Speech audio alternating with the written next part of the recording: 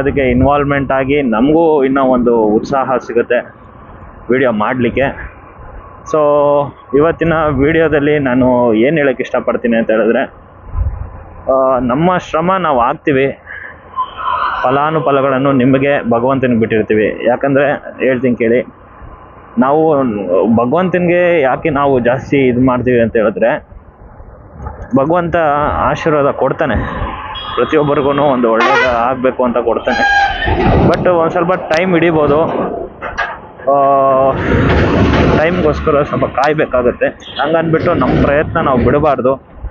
ನಾನೇನು ಹೇಳೋದು ಅಂದರೆ, ಪ್ರಯತ್ನ ಪಡಬೇಕು, ನಿಮ್ಮ ಪ್ರಯತ್ನ ಪಡ್ತಾ ಇರಬೇಕು.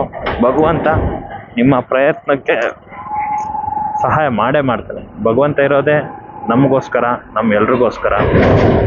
ಸೊ ಅದಕ್ಕೋಸ್ಕರ ನಾನೇನು ಹೇಳ್ತೀನಿ, ನೀವು ಪ್ರಯತ್ನ ಪಡಬೇಕು.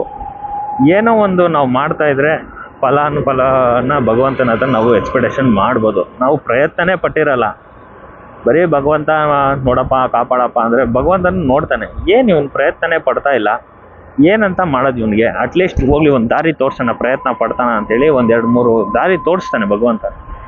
ಅಲ್ಲಿ ಹೋಗಬೇಕು, ಎಫರ್ಟ್ ಹಾಕಬೇಕು. ಅದು ಆಗುತ್ತೋ ಬಿಡುತ್ತೋ ಸೆಕೆಂಡ್ರಿ, ಪ್ರಯತ್ನ ಅನ್ನೋದು ಪಡಬೇಕು. ಸೊ ಪ್ರಯತ್ನ ಪಟ್ಟಾಗ ಆಗ ನಿಮಗೆ ಅಲ್ಲೇನಾದರೂ ಮಾಡೋ ಕೆಲಸ ನಿಮ್ಗೆ ಇಷ್ಟ ಆದರೆ ಅಲ್ಲೇ ನೀವೇನು ಮಾಡಿ, ಸ್ವಲ್ಪ ಇನ್ನೊಂದು ಸ್ವಲ್ಪ ಎಫರ್ಟ್ ಹಾಕಿ ಸಕ್ಸಸ್ ಕಾಣ್ತೀರ. ಪ್ರತಿಯೊಂದು ಕೆಲಸದಲ್ಲೂ ಕೂಡ ಇಷ್ಟಪಟ್ಟು ಮಾಡಿ, ಕಷ್ಟಪಟ್ಟು ಏನು ಮಾಡೋಕ್ಕೋಗ್ಬೇಡಿ. ಇಷ್ಟಪಟ್ಟು ಮಾಡಿ, ನಿಮ್ಗೆ ಇಷ್ಟ ಆಗೋ ಕೆಲಸನೇ ಮಾಡಿ ಅಂತ ನಾನು ಹೇಳ್ತೀನಿ. ಭಗವಂತ ಪ್ರತಿಯೊಬ್ಬರಿಗೂ ನೋಡ್ಕೊಂಬರ್ತಾನೆ, ಆಶೀರ್ವದಿಸ್ತಾನೆ. ಓಕೆ, ಅಂದಾಗೆ ಇವತ್ತಿನ ದಿನಚರಿ ಅದೇ ರೀತಿ ಕಸ್ಟಮರ್ ವಿಸಿಟ್.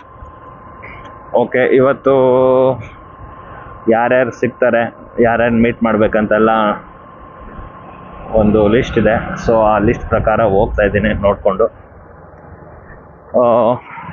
ಮುಂದಿನ ವಿಡಿಯೋದಲ್ಲಿ ಇನ್ನೂ ಸಿಗೋಣ, ಹೆಚ್ಚಿನ ಮಾಹಿತಿಗಳನ್ನು ಮಾತಾಡೋಣ, ಡಿಸ್ಕಸ್ ಮಾಡೋಣ, ಚರ್ಚೆ ಮಾಡೋಣ.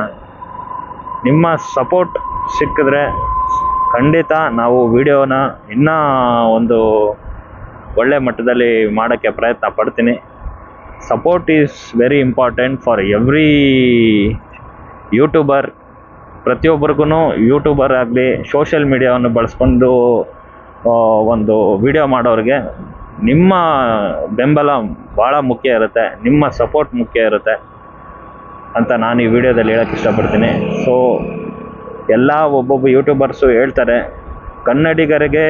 ಕನ್ನಡಿಗರನ್ನೇ ಸಪೋರ್ಟ್ ಮಾಡ್ತಾರೆ ಅಂತ. ಸೊ